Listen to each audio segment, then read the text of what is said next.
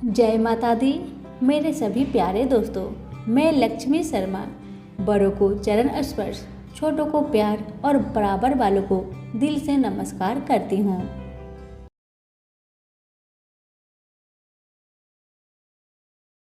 आज मैं आप सभी को शीतला माता की 5 पावन कथा सुनाने जा रही हूँ। कथा को पूरा सुनिए। अगर अच्छी लगे तो लाइक शेयर जरूर करें। अभी बोलिए शीतला मैया की जय। अब सुनिए कथा। एक बार एक राजा के एकलौते पुत्र को शीतला निकली, यानी कि चेचक निकली। उसी के राज्य में एक काछी पुत्र को भी शीतला निकली हुई थी। काछी परिवार बहुत गरीब था, पर भगवती का उपासक था। वह धार्मिक दृष्टि से जरूरी समझे जाने वाले सभी नियमों को बीमारी के दौरान भी भली भांति निभाता रहा। घर में साफ सफाई का विशेष ख्याल रखा जाता था। नियम से भगवती की पूजा होती थी। नमक खाने पर पाबंदी थी। सब्जी में न तो छौंक लगता था और न कोई वस्तु भुनी तली जाती थी। गरम वस्तु न वह स्वयं खाता, न शीतला वाले लड़के को देता था। ऐसा करने से उसका पुत्र शीघ्र ही ठीक हो गया। उधर जब से राजा के लड़के को शीतला का प्रकोप हुआ था, तब से उसने भगवती के मंडप में सतचंडी का पाठ शुरू करवा रखा था। रोज हवन व बलिदान होते थे। राजपुरोहित भी सदा भगवती के पूजन में निमग्न रहते थे। राजमहल में रोज कढ़ाई चढ़ती, विविध प्रकार के गरम स्वादिष्ट भोजन बनाते। सभी के साथ कई प्रकार के मांस भी पकते थे। इसका परिणाम यह होता कि उन ललीज भोजनों की गंध से राजकुमार का मन मचल उठता। वह भोजन के लिए जिद करता। एक तो राजपुत्र और दूसरे एकलौता, इस कारण उसकी अनुचित जिद भी पूरी कर दी जाती थी। इस पर शीतला का कोप घटने के बजाय बढ़ने लगा। शीतला के साथ साथ उसे बड़े बड़े फोड़े भी निकलने लगे, जिनमें खुजली व जलन अधिक होती थी। शीतला की शांति के लिए राजा जितने भी उपाय करता, शीतला का प्रकोप उतना ही बढ़ता जाता। क्योंकि अज्ञानतावश राजा के यहाँ सभी कार्य उल्टे हो रहे थे, इससे राजा और अधिक परेशान हो उठा। उसकी समझ में नहीं आ रहा था कि इतना सब होने के बाद भी शीतला का प्रकोप शांत क्यों नहीं हो रहा है। एक दिन राजा के गुप्तचरों ने उन्हें बताया कि काछी पुत्र को भी शीतला निकली थी, पर वह बिल्कुल ठीक हो गया है। यह जानकर राजा सोच में पड़ गया कि मैं शीतला की इतनी सेवा कर रहा हूँ, पूजा व अनुष्ठान में कोई कमी नहीं, पर मेरा पुत्र अधिक रोगी होता जा रहा है, जबकि काछी पुत्र बिना सेवा पूजा के ही ठीक हो गया। इसी सोच में उसे नींद आ गई। श्वेत वस्त्र धारिणी भगवती ने उसे स्वप्न में दर्शन देकर कहा, हे राजन, मैं तुम्हारी सेवा अर्चना से प्रसन्न हूँ, इसलिए आज भी तुम्हारा पुत्र जीवित है। इसके ठीक न होने का कारण यह है कि तुमने शीतला के समय पालन करने योग्य नियमों का उल्लंघन किया। तुम्हें ऐसी हालत में नमक का प्रयोग बंद करना चाहिए। नमक से रोगी के फोड़े में खुजली होती है। घर की सब्जियों में छौंक नहीं लगना चाहिए, क्योंकि इसकी गंध से रोगी का मन उन वस्तुओं को खाने के लिए ललचाता है। रोगी का किसी के पास आना जाना मना है, क्योंकि यह रोग और को भी होने का भय रहता है। अतः इन नियमों का पालन कर, तेरा पुत्र अवश्य ही ठीक हो जाएगा। विधि समझाकर देवी अंतर ध्यान हो गई। प्रथा से ही राजा ने देवी के आज्ञा अनुसार सभी कार्य की व्यवस्था कर दी। इससे राजकुमार की सेहत पर अनुकूल प्रभाव पड़ा और वह शीघ्र ही ठीक हो गया। इसी दिन भगवान श्री कृष्ण और माता देवकी का विधिवत पूजन करके मध्यकाल में स्वास्तिक पदार्थों का भोग लगाना चाहिए। ऐसा करने से पुण्य ही नहीं मिलता बल्कि समस्त दुखों का भी निवारण होता है। सभी बोले शीतला मैया की जय हो। एक समय की बात है, राजा नहुष का कोई भी वारिस नहीं था। उन्होंने बेटे की प्राप्ति के लिए एक यज्ञ का आयोजन कराया जिसमें सभी संत और सिद्ध पुरुष आए थे। यज्ञ समाप्त होने के बाद अग्नि वेदी की आग को ठंडा किया गया। उस अग्नि वेदी में एक प्रकाशमयी महिला दिखाई दी जो अपने सिर पर सूप ली हुई थी। ब्रह्मा ने उनसे पूछा, तुम कौन हो बेटी, किसकी पत्नी हो, तुम इस अग्नि में क्यों हो, बताओ। उसने बोला कि मैं इस अग्नि वेदी में पैदा हुई, अब मैं कहाँ जाऊँ, क्या करूँ, मैं स्वयं चिंतित हूँ।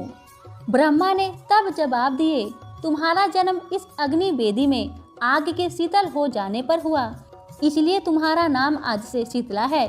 मैं तुम्हें मृत्यु लोक यानी धरती पर भेजता हूँ जहाँ तुम्हारी पूजा की जाएगी।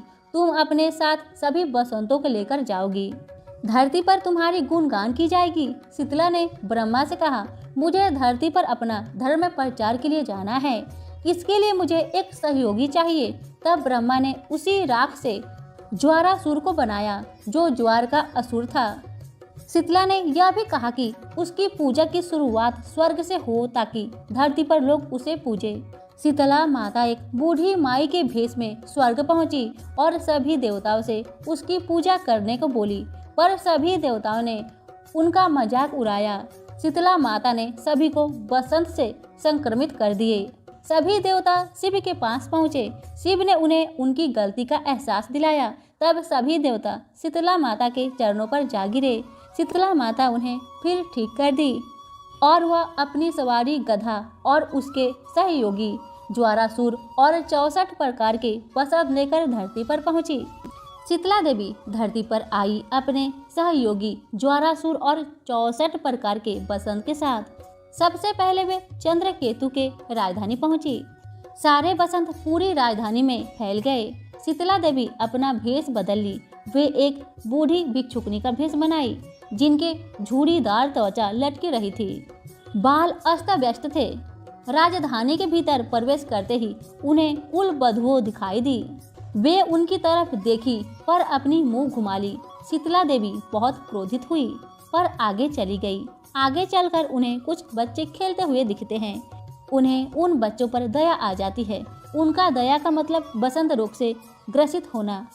शीतला इसके बाद राजा के दरबार में पहुंची। राजा उन्हें देखकर पूछे, आप कौन हैं और यहाँ आने का क्या कारण है। शीतला ने बताया, मैं शांतिपुर की रहने वाली हूँ। मेरे 7 बेटे थे। मेरे पति ने माँ शीतला की पूजा करने से मना कर दिया क्योंकि वे शिव भक्त थे। इसलिए मेरे पास अब कुछ भी नहीं है क्योंकि बसंत रोग से ग्रसित होकर वे मर गए।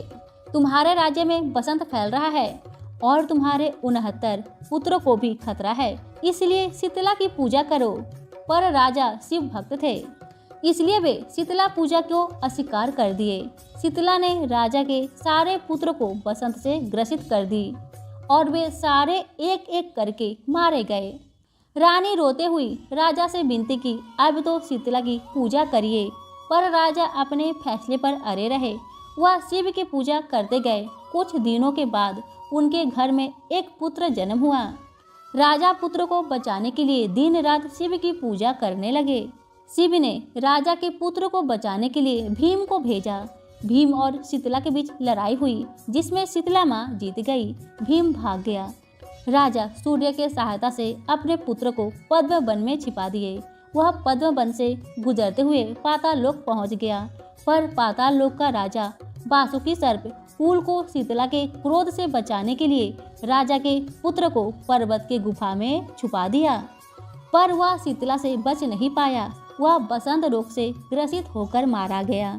शीतला राजकुमार की पत्नी चंद्रकला को उसके मृत्यु की खबर देती है। चंद्रकला अपने पति के साथ सती होने के लिए चल पड़ती है। जब वह अपने पति के साथ सती होने के लिए चिता पर बैठती है तब वहां एक बूढ़ी ब्राह्मणी आती है। उन्हें देख चंद्रकला प्रणाम करती है। ब्राह्मणी उसे आशीर्वाद देती है, तुम आजीवन सुखी रहोगी। चंद्रकला ने कहा कि जो आप मुझे आशीर्वाद दे रहे हैं वह कैसे सफल होगा, क्योंकि मैं अपने पति के साथ अभी सती होने जा रही हूँ। ब्राह्मणी ने बोली, मेरी कही बातें सही होकर ही रहेगी।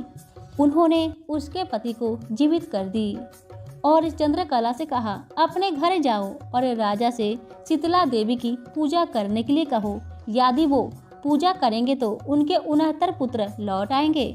चंद्रकला अपने पिता ससुर से कहती है, पर राजा अभी भी शीतला की पूजा करने के पक्ष में नहीं थे। अंत में शिव स्वयं आए और राजा को शीतला की पूजा करने का आदेश दिए। राजा चंद्रकेतु ने माँ शीतला की पूजा की, उनके सारे पुत्र लौट आए। सभी बोले, शीतला माता की जय हो।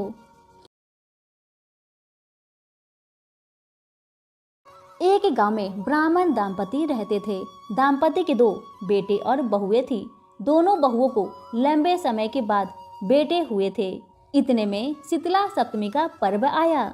घर में पर्व के अनुसार ठंडा भोजन तैयार किया। दोनों बहुओं के मन में विचार आया कि यदि हम ठंडा भोजन लेंगे तो बीमार होंगे।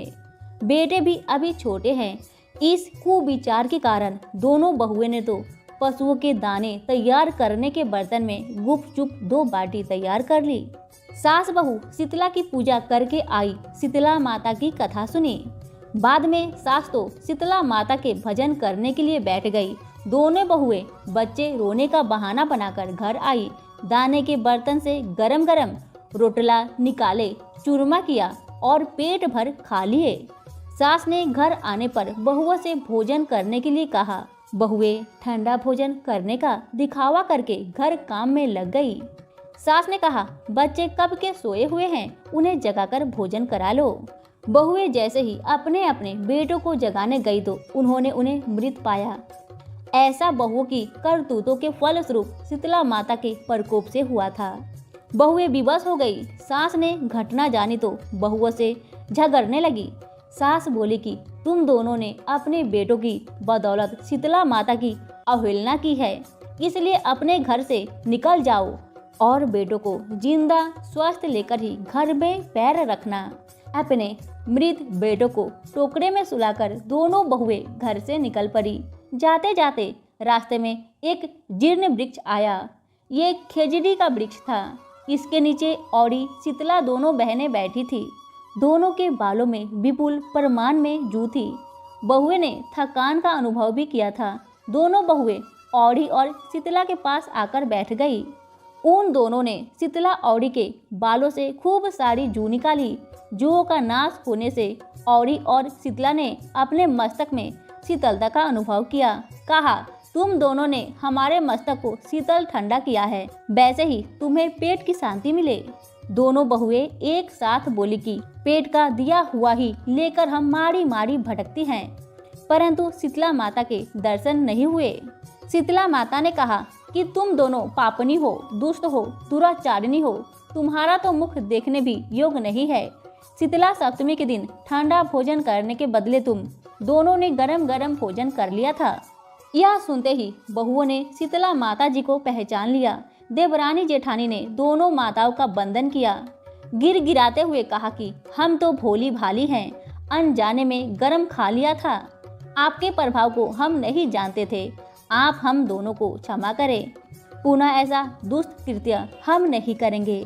उनके पश्चाताप भरे वचनों को सुनकर दोनों माताएं प्रसन्न हुई। शीतला माता ने मृतक बालकों को जीवित कर दिया। बहुएं तब बच्चों के साथ लेकर आनंद से पुनः गांव लौट आई। गांव के लोगों ने जाना कि दोनों बहुओं को शीतला माता के साक्षात दर्शन हुए हैं। दोनों का धूमधाम से स्वागत करके गांव प्रवेश कराया। बहुओं ने कहा, हम गांव में शीतला माता के मंदिर का निर्माण करवाएंगे। चैत्र महीने में शीतला सप्तमी के दिन मात्र ठंडा खाना ही खाएंगे। शीतला माता ने बहुओं पर जैसी अपनी दृष्टि की वैसी कृपा सब पर करे। श्री शीतला माँ सदा हमें शांति, शीतलता तथा आरोग्य दे। सभी बोले, शीतला माता की जय हो। एक बार शीतला माता ने सोचा कि चलो आज देखूं कि धरती पर मेरी पूजा कौन करता है, कौन मुझे मानता है। यही सोचकर शीतला माता धरती पर राजस्थान के डुंगरी गांव में आई और देखा कि इस गांव में तो मेरा मंदिर ही नहीं है और ना ही मेरी पूजा होती है। शीतला माता गांव के गलियों में घूम रही थी। तभी एक मकान के ऊपर से किसी ने चावल का उबला हुआ पानी नीचे फेंक दिया और वह उबलता हुआ पानी माँ शीतला के ऊपर गिर पड़े, जिससे माता शीतला के शरीर में छाले पड़ गए। शीतला माता के पूरे शरीर में जलन होने लगी। शीतला माता गांव में इधर उधर भाग भाग के चिल्लाने लगी, अरे मैं जल गई, कोई मेरा मदद करो, अरे मैं जल गई, मेरा शरीर तप रहा है, जल रहा है, कोई मेरी मदद करो। लेकिन उस गांव में किसी ने भी शीतला माता की मदद नहीं की। तभी अपने घर के बाहर एक कुम्हारन महिला बैठी थी। उस कुम्हारन ने देखा कि अरे ये बूढ़ी माई तो बहुत जल गई है, इसके पूरे शरीर में तपन है, इसके पूरे शरीर में छाले पड़ गए हैं और ये तो तपन सहन नहीं कर पा रही है। तब उस कुम्हारन ने कहा, माँ तू यहाँ आकर बैठ जा, मैं तेरी शरीर के ऊपर ठंडा पानी डालती हूँ। कुम्हारन ने उस बूढ़ी माई पर खूब ठंडा पानी डाला और बोली, हे माँ, मेरे घर में रात की बनी हुई राबड़ी रखी है, थोड़ा दही भी है। शीतला माता ने ठंडी ज्वार के आटे की राबड़ी और दही खाया, इससे शरीर में ठंडक मिली। तब उस कुम्हारन ने कहा, आ माँ बैठ जा, तेरे सिर के बाल बिखरे हैं, ला मैं तेरी सिर चोटी गूंथ देती हूँ। और कुम्हारन माई की चोटी गूंथने हेतु कंघी बालों में करती रही। अचानक कुम्हारन की नज़र उस बूढ़ी माई के सिर के पीछे पड़ी तो कुम्हारन हैरान रह गई। कुम्हारन देखती है कि एक आँख बालों के अंदर छुपी हुई है। ये देखकर वह कुम्हारन डर के मारे घबराकर भागने लगी। तभी उस बूढ़ी माई ने कहा, रुक जा बेटी, तू डर मत, मैं कोई भूत प्रेत नहीं हूँ, मैं शीतला देवी हूँ। मैं तो इस धरती पर ये देखने आई थी कि कौन मुझे मानता है, कौन मेरी पूजा करता है। इतना कह माता चार भुजाधारी हीरे जवाहरत के आभूषण पहने, सिर पर स्वर्ण मुकुट धारण किए अपने असली रूप में प्रकट हो गई। माता के दर्शन कर कुम्हारन सोचने लगे कि अब मैं गरीब इस माता को कहाँ बैठाऊं। तब माता बोली, हे बेटी, तू किस सोच में पड़ गई है। तब उस कुम्हारन ने हाथ जोड़कर आंखों में आंसू बहाते हुए कहा, हे माँ, मेरे घर में तो चारों तरफ दरिद्रता है, मैं आपको कहाँ बैठाऊं। मेरे घर में ना तो चौकी है, ना बैठने का आसन। तब शीतला माता प्रसन्न होकर उस कुम्हारन के घर पर खड़े हुई, गधे पर बैठकर एक हाथ में झाड़ू और दूसरे हाथ में डालिया लेकर उस कुम्हारन के घर की दरिद्रता को झाड़कर डालिया में भरकर फेंक दिया और उस कुम्हारन से कहा, हे बेटी, मैं तेरी सच्ची भक्ति से प्रसन्न हूँ, अब तुझे जो भी चाहिए मुझसे वरदान मांग ले। तब कुम्हारन ने हाथ जोड़कर कहा, हे माता, मेरी इच्छा है कि अब आप इसी डुगरी गांव में स्थापित होकर यहीं रहे और जिस प्रकार आपने मेरे घर की दरिद्रता को अपने झाड़ू से साफ कर दूर किया, ऐसे ही आपको जो भी होली के बाद की सप्तमी को भक्ति भाव से पूजा कर आपकी ठंडा जल दही व वासी ठंडा भोजन चढ़ाए, उसके घर की दरिद्रता को साफ करना और आपकी पूजा करने वाले नारी जाति का अखंड सुहाग रखना, उसकी गोद हमेशा भरी रखना। साथ ही जो पुरुष शीतला सप्तमी को नाई के यहाँ बाल ना कटवाए, धोबी को कपड़े धुलने ना दे और पुरुष भी आप पर ठंडा जल चढ़ाकर, नारियल फूल चढ़ाकर परिवार सहित ठंडा बासी भोजन करे उसके काम धंधे व्यापार में भी कभी दरिद्रता ना आए। तब माता बोली, तथास्तु बेटी, जो तुमने वरदान मांगे मैं सब तुझको देती हूँ। हे बेटी, तुझे आशीर्वाद देती हूँ कि मेरी पूजा का मुख्य अधिकार इस धरती पर सिर्फ कुम्हार जाति का ही होगा। तभी उसी दिन से डुगरी गांव में शीतला माता स्थापित हो गई और उस गांव का नाम हो गया सील की डुगरी। सील की डुगरी भारत का एकमात्र मुख्य मंदिर है। शीतला सप्तमी वहां पर बहुत विशाल मेला लगता है। इस कथा को पढ़ने से घर की दरिद्रता का नाश होने के साथ सभी मनोकामना पूरी होती है। अब मैं सुनाऊंगी जय मां शीतला माता की कल्याण पांचवी करे। और आखिरी कथा। आखिरी कथा सुनने के बाद शीतला माता की आरती जरूर सुने। तो आइए कथा सुनते हैं। एक गांव में एक स्त्री रहती थी जो शीतला अष्टमी की पूजा करती और ठंडा भोजन लेती थी। एक बार गांव में आग लग गई। उसका घर छोड़कर बाकी सबके घर जल गए। गांव के सभी लोगों ने उससे इस चमत्कार का रहस्य पूछा। उसने कहा कि मैं बासोरा के दिन ठंडा भोजन लेती हूँ और शीतला माता का पूजन करती हूँ। आप लोग यह कार्य तो नहीं करते हैं, इससे मेरा घर नहीं जला और आप सबके घर जल गए। तब से बसोरा के दिन सारे गांव में शीतला माता का पूजन आरंभ हो गया। सभी बोले शीतला माता की जय हो। आइए अब आरती सुनते हैं। ओम जय शीतला माता मैया, जय शीतला माता, आदि ज्योति महारानी, सब फल की दाता।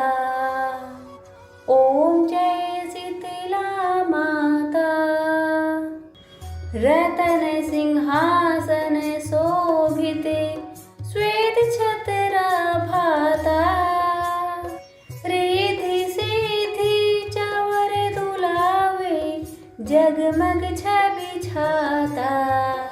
ओम जय शीतला माता, विष्णु सेवत ठाठे, सेवसी विधाता, वेद पुराण बरानत, पार नहीं पाता। ओम जय शीतला माता, इंद्र मृदंग बजावत, चंद्र बिना हाथा, सूरज ताल बजाते, नारद मुनि गाता। ओम जय शीतला माता, घंटा शंख सहनाई बाजे, मन भाता, करे भक्त जन आरती, लखी लखी हर हाथा। ओम जय शीतला माता, ब्रह्मा रूपी बरदानी, तुम्ही तीन काल ज्ञाता, भक्तन को सुख देनो, मातु पिता भ्राता। ओम जय शीतला माता, जो भी ध्यान लगावे, प्रेम भक्ति लाता, सकल मनोरथ पावे, भवनिधि तर जाता। ओम जय शीतला माता, रोगन से जो पीड़ित, कोई शरण तेरी आता, कोढ़ी पावे निर्मल काया, अंध्र नेत्र पाता।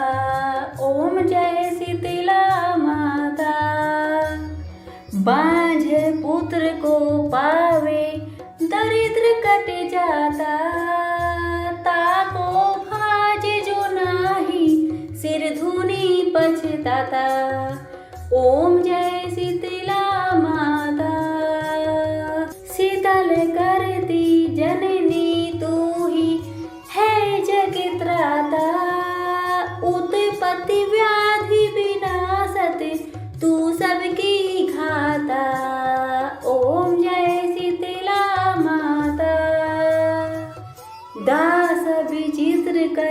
हो रे, सुन मेरी माता, भक्ति अपनी दीजिए और न कुछ भाता। ओम जय शीतला माता, ओम जय शीतला माता। प्रेम से बोले शीतला माता की जय हो। धन्यवाद।